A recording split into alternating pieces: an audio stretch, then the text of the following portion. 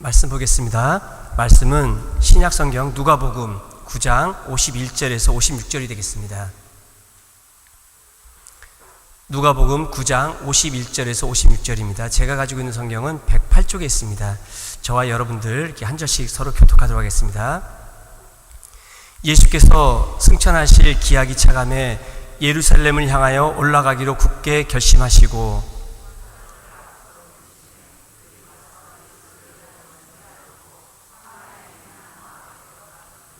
예수께서 예루살렘을 향하여 가시기 때문에 그들이 받아들이지 아니하는지라.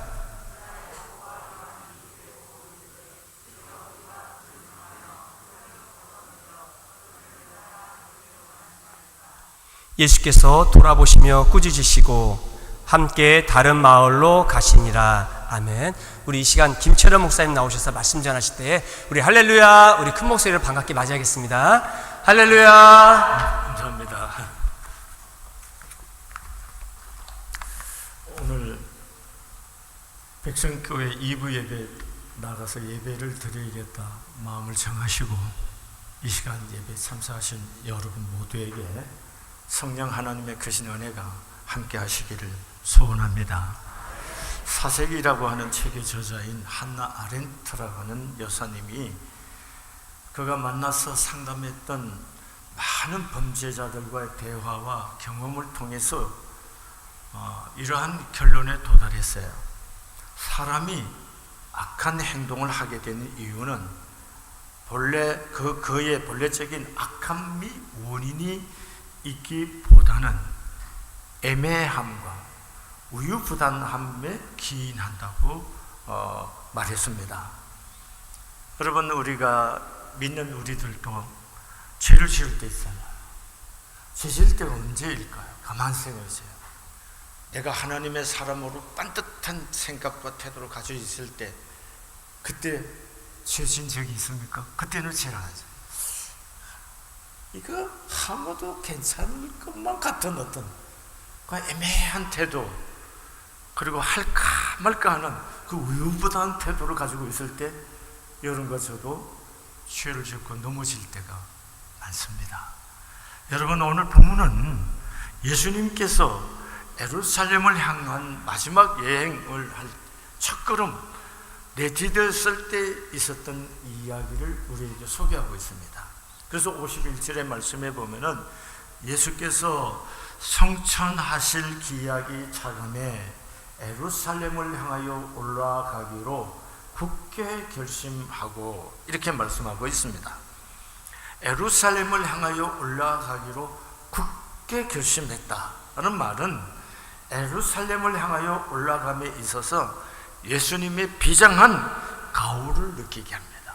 다른 번역본에 보면 예루살렘에서 얼굴을 들고 얼굴을 굳게 했다 이렇게 표현한 번역본도 있어요. 여러분, 그만큼 예수님이 결심이 얼굴로 다 드러났다는 거예요. 그래서 다른 사람들이 볼 때 예수님께서 지금 뭔가 아주 굳은 결심을 하시구나 하는 것을 알 수가 있었다는 겁니다. 그럼 왜 예수님의 이러한 비장한 가호를 필요했겠습니까? 그것은 예수님께서 성천하실 때가 가까이 왔기 때문이라 이렇게 성경이 얘기하고 있어요. 이 얘기는 뭐냐면 자신이 예수님이 이 땅에 오신 목적, 그 목적을 이루실 그때가 이르렀기 때문에 됐구나, 시간이 됐구나 라고 예수님이 판단하셔서 그것을 이루기 위해서 결심을 굳게 하고 예루살렘을 가고자 했던 겁니다. 그러므로 우리는 이 본문 속에서 예수님의 십자가의 죽음은 어쩌다가 일이 잘못돼서 우연히 십자가에 죽은 것이 아니다는 거예요. 예수님이 십자가에 죽으신 것은 예수님께서 스스로 선택을 했다는 거예요. 그것을 십자가를 지기로 결심을 하셨다는 거예요. 이게 중요한 거예요. 어쩌다가 마지못해서가 아니고 예수님이 스스로 아버지께서 내게 원하는 그 길이구나, 그 길을 이루기 위해서 그 일을 이루기 위해서 예수님이 스스로 결정하시고 결단하시고 예수님께서 그 길을 선택해서 예루살렘에 올라가서 십자가에 죽으셨다는 겁니다. 그러므로 그 예수님의 십자가는 우리를 향한 하나님의 구원의 능력이 될 수가 있었던 거예요. 어쩌다가 죽었다면은 그 어쩌다가 죽은 사람이 어떻게 우리 죄를 사하겠어요? 그리고 그분이 어떻게 우리의 구원의 길이 될 수가 있겠습니까? 하나님께서 계획하신 그 일을 이루기 위해서 예수께서 보내심을 받았고, 또 예수님께서 그때가 됐다고 판단이 되었을 때 그 십자가를 지기 위해서 굳게 결심하고 예루살렘에 올라가게 된 것입니다. 그러므로 우리는 그 예수님의 결심 속에서 첫째로 무엇을 볼 수 있느냐면, 예수님은 그 모든 것을 아시고 결단하고 결심을 했다는 겁니다. 밀려서 어쩌다가 모르는 사이에 군중에 의해서 예수님이 십자가를 지게 된 것이 아니고, 예수님께서 그 모든 상황을 다 아셨습니다. 예루살렘에서는 이미 예수님을 잡아 죽이기로 회의를 마치고 기다리고 있는 거 다 아셨습니다. 그리고 예수님이 제사장들에게 피박받을 것도, 그리고 빌라도의 법정의 모순도, 십자가의 고통도 예수님 다 아셨습니다. 다 아시면서 그 길을 선택하시고 자발적으로 예루살렘에 올라가시기로 굳게 결심하는 것을 볼 수가 있습니다. 다니엘서 3장의 말씀에 보면은 느부갓네살 왕이 금신상을 세웁니다.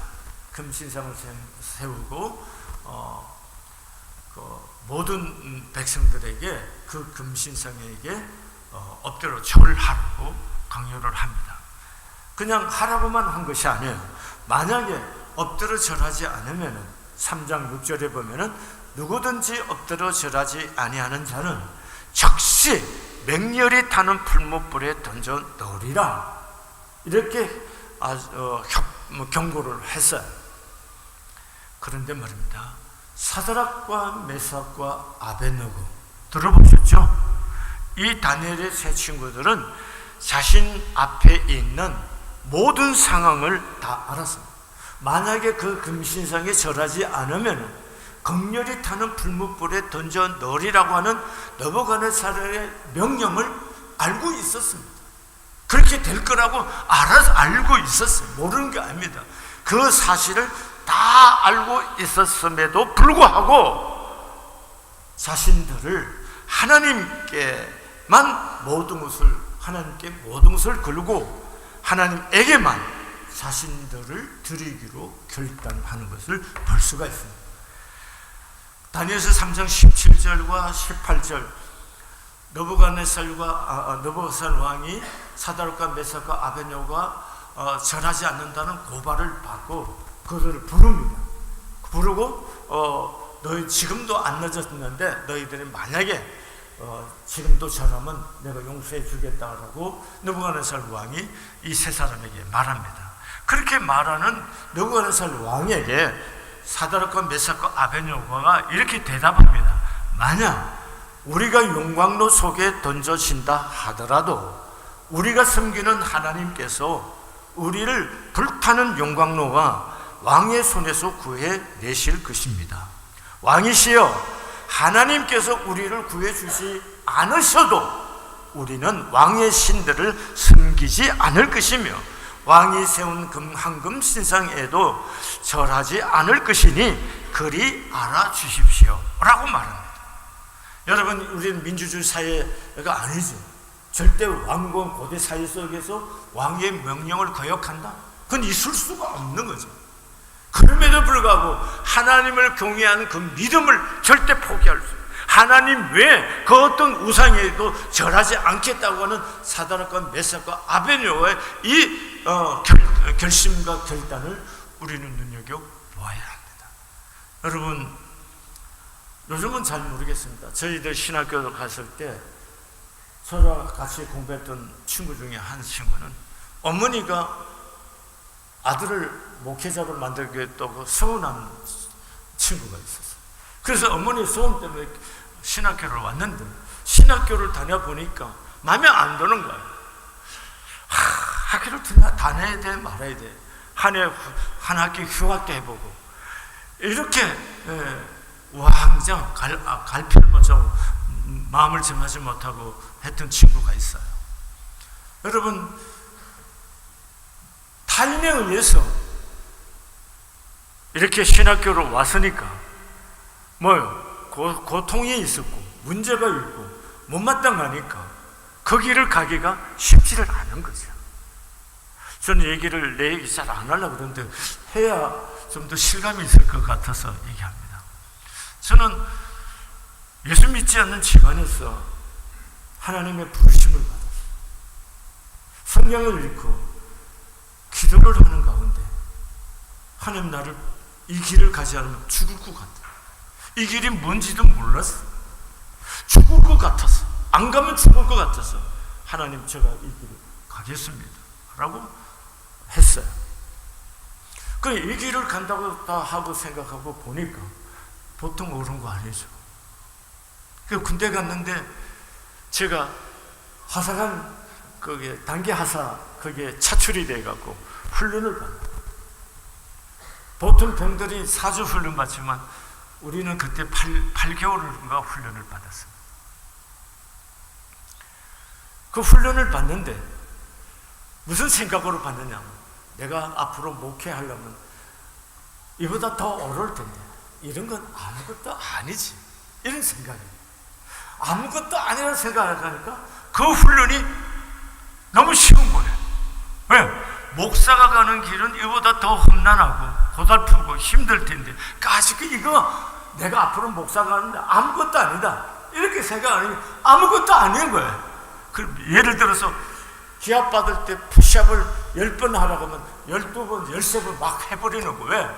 앞으로 내가 가려고 하면 몸도 더 튼튼해져야 되는데 이거 아무것도 아니다 이렇게 생각하니까 쉬워지는 거예요.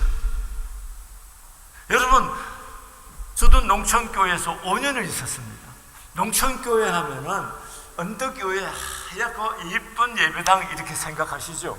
그리고 그 옆에 사택이 있고, 제가 있은 농촌교회는 어떤 교회냐면은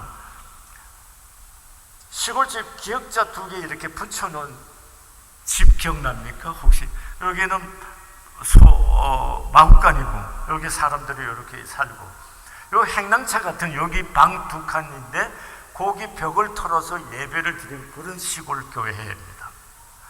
그리고 저는 어디 살았냐 하면은 집과 담벼락 사이에 추녀에다가 스렛 한 장 걸쳐갖고 만든 마부들이 잠깐 머무는 그런 곳에 사택이라고 머무르고 살았어요. 바깥에 비가 오면은 방 안에 그릇이 모자랍니다. 제가 애가 셋이었는데 애를 셋을 이렇게 눕히지 못하고 이렇게 눕히고 또 이렇게 눕히고 짐도 못 드리고 그렇게 산 시골 교회입니다. 상상이 안 되실 거예요.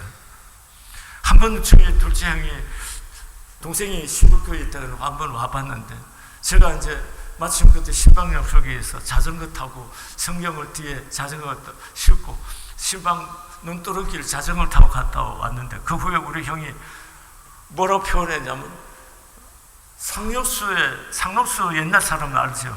상록수에 나오는 목사 같다 이런 표현을 썼어요. 여러분, 그런데 그것이 괴로움이 아니었어요. 목사가 가는 길은 당연하다고 생각했어요. 그게 쉬워요. 왜? 목회자가 되는 길을 내가 하나님의 부르심 앞에 스스로 결심을 내가 했기 때문에 그 길에 대해서 후회가 없는 거예요. 저는 이제까지 살아오면서 목사 되면서 한 번도 후회해 본 적도 없고, 목회가 고달프고 힘들다, 저는 미안하지만 힘들다고 생각해 본 적이, 왜? 내 일이 아니니까, 아버지의 일이니까. 나는 그 길 따라만 가는 거니까 그냥 재미있고 좋아서 주일이 기다려지는 거예요. 예배를 드리고 나면 너무 신바람을 에너지가 생겨요. 우리 집사람이 제가 설교를 하면 일주일 신난다고 표현해요. 왜 그럴까요? 이 길이 고달픈 길인지를, 어려운 길인지를 다 알고 선택했기 때문에 거기에 머뭇거림이 있을 수가 없었던 겁니다. 그리고 내 선택에 대해서 자신이 있었던 거고, 감사했고 행복한 거. 여러분, 우리가 무엇을 하든 알고 선택해야 돼. 모르고 남들에 의해서 하자가 해서 이래갖고 하면은 하다 보면 후회가 생기고 화가 나고 원망이 생기고. 그러나 내가 다 알고 선택한 그 길은 후회가 없어요. 아멘이세요? 예수님은 그렇게 선택해서 십자가를 지셨다는 겁니다. 우리가 교회 일을 할 때 직분 받고 할 때도 이 직분이 어떤 의미가 있는 건지 알고 직분을 맡아요. 교회 직분은 명예가 아니에요. 숨긴 거예요. 이걸 알고 직분을 맡고 그 직분에 합당한 길을 가려고 할 때 그 직분을 맡고 그 어려움이 있더라도 기쁘고 감사함으로 감당하게 될 줄로 믿습니다. 백성교회가 이제 새로운 목사님 오시고 정말 목사님과 함께 처음 오면 목사님 적응하기도 시간이 필요하잖아요. 그런 걸 좀 배려를 하시고 함께 목사님을 도와서 이 백성교회 정말 이 백성교회를 통해서 하나님의 큰 선교의 사역을 이룰 수 있기를 소원하는 그 마음으로 마음을 쏟을 수 있으시기를 부탁드립니다. 두 번째는요, 예수님이 성천할 기약에 차감했습니다. 이 성천할 기약이란 말이 킴 제임스 함정역에는 이렇게 되어 있어요.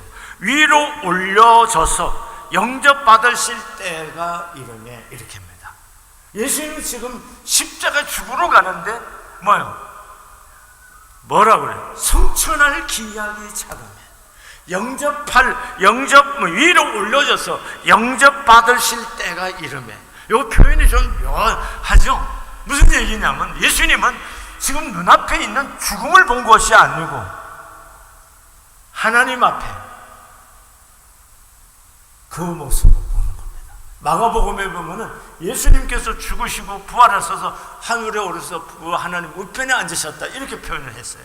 그러니까 오늘 예수님의 결심하는 것을 보면은 영광의 아침, 영광스러운 그 날을 보면서, 그걸 보면서 결단했다는 겁니다. 다시 말하면은 하나님의 나라를 보면서 그래서 십자가의 길을 감사하는 마음으로, 기쁜 마음으로 그 길을 예수님께서 갈 수가 있었다는 겁니다. 여러분, 한번 물어보시겠습니다. 여러분, 죽으면 하늘나라 가는 건 믿습니까? 정말이십니까? 대답 확실하게 하세요. 여러분, 예수 믿고 구원 받았었어요? 그러면 정말 구원 받았어요? 여러분, 정말 천국 갑니까? 그러면 누구 앞에 서는 거예요? 하나님 앞에 서요. 그러면 하나님 앞에 서기만 합니까? 그 행한 대로 각각 뭐 한다? 하나님 심판하는데 그 심판은 뭐예요? 상 주시겠다는 거잖아요. 예수님이 우리에게 보여주는 삶의 결심의 모든 문제들은 그런 거예요. 죽는 것을 보는 거 아니고 지금 하나님 앞에 섰을 때 하나님이 나를 위해서 준비한 상을 바라보고 지금 이 죽음의 길을 스스로 선택했다는 거예요. 아멘이십니까? 그러면 여러분 정말 하나님 앞에 설 것을 믿어요? 그렇게 확실히 믿습니까? 그럼 지금 여기를 어떻게 선택할 것인지 답이 나오죠? 항상 생각하셔야 돼요. 내가 죽음 끝이 아니에요. 죽으면 어디 간다? 하나님 나라가. 한 나라 가서 멍청하게 가만히 있는 나라가 아니고 그 하나님께서는 우리의 행한 대로 뭐 한다? 상 주시는 분이라 했다. 그럼 그 하나님 앞에서 상 주시는 그 하나님을 바라보며 지금 나는 여기를 어떻게 살아야 될까를 선택해야 된다는 거예요. 쉬워요, 어려워요? 어려워요? 이렇게 살지 않으면 안 돼. 이걸 신학적으로 종말론적인 삶이라고 그럽니다. 종말이 분명히 있어요. 그렇기 때문에 그 앞에 설 그 종말의 나를, 여기 내가 하나님 앞에 선다고 생각하세요. 여기 있었어요. 여기서 지금 여기 있는 나를 보는 거예요. 그럼 내가 여기서 저기 가서 받을 상을 받고 내가 지금 어떻게 선택할 것인지 답이 나오죠? 아멘이세요? 자, 또 한 가지 여기 또 중요한 거 있습니다. 기약이 이름에 이렇게 쳐요. 기약이 차감에, 기약이 차단하는 때가 이름에 이 얘기입니다. 이 때가 되었던 타이밍의 문제입니다. 예수님이 아무 때나 십자가 지겠다 한 거 아니에요. 때가 이름에, 때가 찼다는 겁니다. 너무나 중요한 것입니다. 아주 중요한 것이에요. 우리가 하나님의 시간을 알아야 되는 거예요. 하나님의 시간을 우리가 아는 것이 굉장히 중요한 겁니다. 이것은 여러분 한번 생각해 보세요. 여러분과 제가 하나님의 시간에 맞춰서 살려고 하면은 내 육체의 남은 시간이 매우 짧다는 걸 아셔야 돼요. 그리고 이게 얼마나 순식간에 지나가는 시간인 줄 아셔야 됩니다. 자, 모세는 이렇게 말합니다.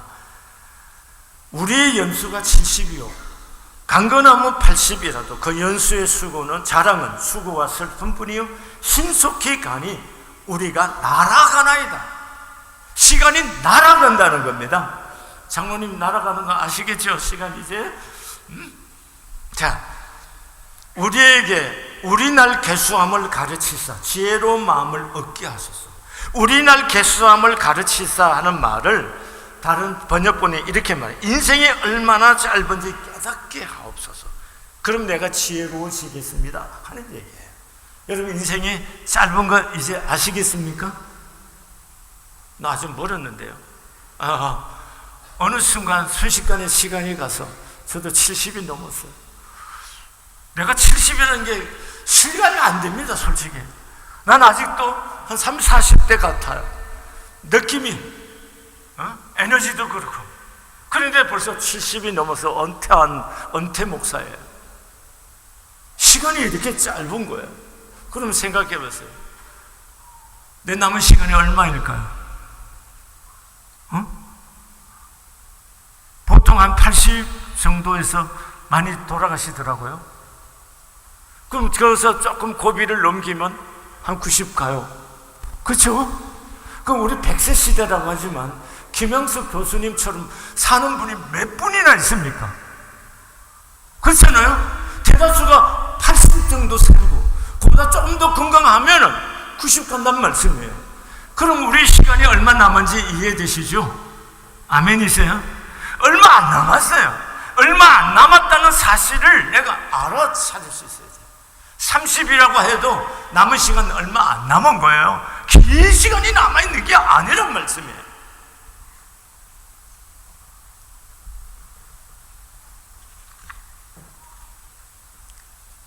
여러분, 현재 나의 시점에서 내가 할 일이 무엇입니까? 저는 지금 뭘 하셔야 됩니까? 그 일을 하기에 장로님은 건강하십니까? 생각해 보시란 말이에요. 내가 내 마음대로 돈을 쓸 수 있는 시간과 지혜가 얼마나 남아있어요. 저는 가끔 노인들 심판 가서 봐요. 다행히 집에 있는 분들 나이가 80이 넘어가고 조금 더 지나면요 쓸 돈도 없지만 있다 하더라도 머리가 혼미해서 돈을 어떻게 써야 될지 잘 모릅니다. 그러므로 내게 주어진 내 인생에 있어서 쓸 수 있는, 내가 돈을 가지고 쓸 수 있는 그런 지혜로움과 시간도 사실은 많이 없다는 겁니다. 이해됩니까? 이해되셨어요? 응? 그렇기 때문에 내게 향한 시간을 알아야 돼요. 내 시간이 얼마 없구나. 길어야 20년. 저는 그렇게 생각하는 거예요. 길어야 20년이죠. 20년. 그 20년이라도 하나님 허락하시는 거잖아요. 허락 받아야 되는 거잖아요. 은혜를 입어야 되는 거잖아요. 그 남은 시간 동안 난 뭘 하고 살아야 되지? 나는 뭐 어떻게 해야 되나? 내 할 일이 무엇일까? 생각하는 거예요. 그래서 사람 은퇴하기 전에 은퇴하면 어떻게 해야 하냐고 물어보니까 취미생활 해야 된다. 취미생활 중에 뭐가 좋냐니까 사진 찍고 뭐 이런 게 좋고 여행하고. 그래야 되겠다 싶어서 사진기 하나 샀어요. 근데 사진기를 사놓고 지금 그 가족을 다니면서 한 번도 사진을 찍어본 적이 없어요. 그 왜 은퇴하고 생각하게 되는 거예요. 심지어 내가 취미생활에 몰입하고 여행이나 다니는 것이 내가 은퇴 후에 목사로서의 삶을 잘 사는 삶일까? 고민하게 되는 거예요. 그것이 인생을 진정 잘 사는 삶이냐는 거예요. 은퇴 전에도 나는 목사고 은퇴 후에도 나는 목사예요. 목사는 뭐하는 사람이에요? 그리스도를 복음을 전하라고 부르심을 받은 사람이요, 하나님의 교회를 세우고 성도들을 온전케 하라고 부르심 받은 사람. 이것이 공적으로 우리가 교회 신부 목사로서는 끝난 줄 모르지만 내 인생에서 복음 전하는 일은 끝난 거 아니잖아요. 끝났습니까? 아니잖아요. 그리고 옛날같이 건강이 무너진 것도 아니잖아요. 아직 건강하고 아직도 내 일성과 내 모든 사고의 판단 능력들이 아주 건강하고 이런 시간에 내가 취미생활이나 하고 놀러나 다니는 것이 이것이 하나님의 앞에서 잘 사는 삶인가? 라고 생각하게 되는 거예요. 그래서 저는 아니라고 생각해요. 나는 이렇게 살고 싶지 않다고 생각해요. 왜? 하나님 앞에 내가 갈 건데 하나님 앞에 갔을 때 하나님은 나를 보고 뭐라 하실까? 착하고 충성되면 착하고 충성되다는 그 종이라고 하는 그 음성을 나는 듣고 싶어. 그래서 남은 시간도 그 하나님이 바라시는 그 삶을 나는 살고 싶은 거예요. 아멘이세요? 아멘이세요? 부탁합니다. 그냥 맹 놓고 그냥 살지 마시고 내 인생에 남은 시간이 얼마 없다는 것을 좀 인지해야 돼요. 많이 있는 게 아니에요. 그러니까 시간을 아껴야 되는 거예요. 시간을 아끼고 또 가야 할 때 만나야 해서 아무나 다 만나고 아무 시간 그렇게 살면 안 된다는 거예요. 좋은 열매를 맺으려면 전지를 하죠. 가지치기를 해야 돼요. 마찬가지예요. 모든 사람 만나지 않는 사람 다 만나고 갈 때 안 갈 때 다 가고 그건 인생을 열매 맺고 지혜 있게 사는 방식이 아니에요. 전지하세요. 가지치기를 하세요. 뭐 하자고요? 뭐 하자고요? 가지치기 하세요.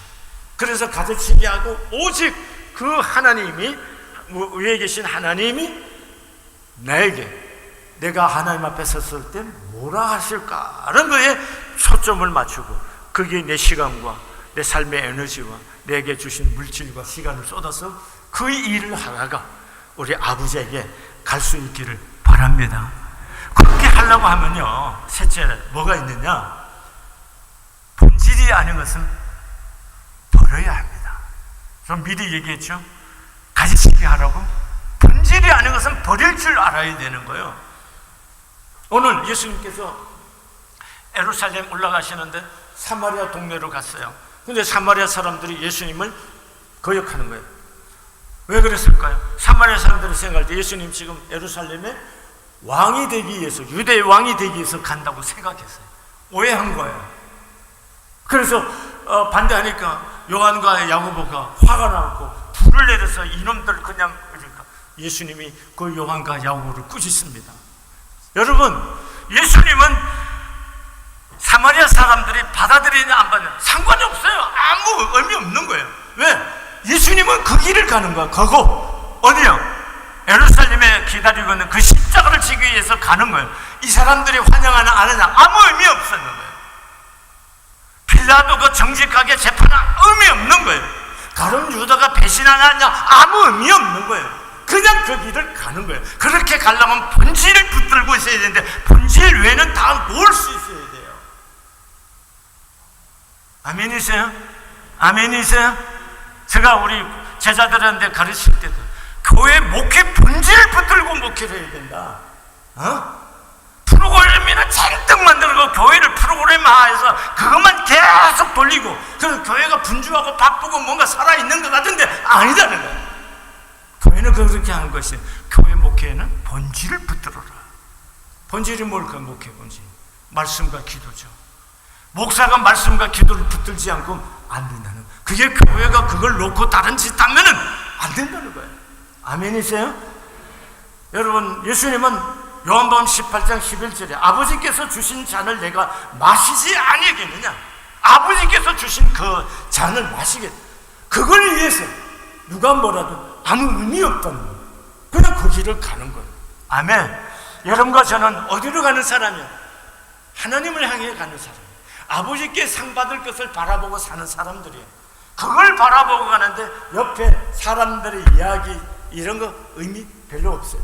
그냥 그 길을 뜻을 정하고 걸음을 옮기고 당당하게 갈 수 있으시기를 바랍니다. 아멘. 아멘. 여러분, 사도 바울은 골로새서 1장 25절에 나는 하나님의 말씀을 여러분에 아낌없이 전하라고 사명을 받은 교회 일꾼입니다 라고 합니다. 바울은 그 사명을 띠고 그 사명을 따라 자기 삶을 던질 사람이에요. 오늘 여기 계신 여러분, 우리 모든 목회자가 아니지만 우리 모두는 복음을 전하라고 부르심 받은 사람들이고, 하나님 나라에서 우리를 위해서 하나님 뭘 준비해 놓고 기다리세요? 상을 준비하고 기다리는 사람. 그런 여러분과 저는 그걸 바라고 하나님 앞에 믿음으로 온전히 달려갈 수 있으시기를 바랍니다. 여러분, 교회 와서 명예 얻고 교회 와서 내 주장 펴고 그러려고 교회 신앙생활 하는 거 아닙니다. 교회는 내가 죽는 곳이에요. 내가 뭐 하는 곳이라고요? 죽는 곳이에요. 누가 살아야 돼요? 그리스도만. 이 교회의 진정한 주인은 예수 그리스도 있어요. 예수님만 영광을 받으신다면 나 한 사람 좀 괜찮아요. 이런 마음을 가지고 여러분 이 백성교회를 섬기면 앞으로 이 백성교회를 통해서 하나님이 큰 영광을 받습니다. 하나님의 뜻이 이루어질 줄. 하나님 아버지, 피로 값은 백성교회 사랑하는 모든 교우들과 새로 담임하실 봉지한 목사님 위에 성령 충만함을 허락해 주시옵소서. 아멘. 아버지, 귀한 교회가 아버지 이 마지막 때에 빛을 발하는 거룩한 교회가 되게 하시고 세상의 등대가 되는 교회가 되어 아버지의 영광을 밝히 드러낼 수 있는 축복의 통로가 되는 교회 되게 하여 주시옵소서. 아멘. 이 성전을 드나드는 모든 교우들이 성령 충만하게 하시고 아버지를 아는 지혜와 믿음이 더 충만해질 수 있도록 새 영과 새 마음을 부어 주시옵소서. 아멘. 하나님, 우리 백성교회와 함께 해주신 그 은혜 감사합니다. 영광을 받아 주시옵소서. 아멘. 예수님의 이름으로 축복하며 기도드렸습니다. 아멘. 지금은 우리 주 예수 그리스도의 은혜와 아버지 하나님의 사랑과 보혜사 성령 하나님 감화와 감동 교통 충만하심이 귀한 백성교회 위에 그리고 피로 값주고 산 사랑하는 모든 교우들의 심령과 가정과 삶의 터전 위에 이제로 영원토록 함께 계시기를 간절히 축원하옵나이다. 아멘.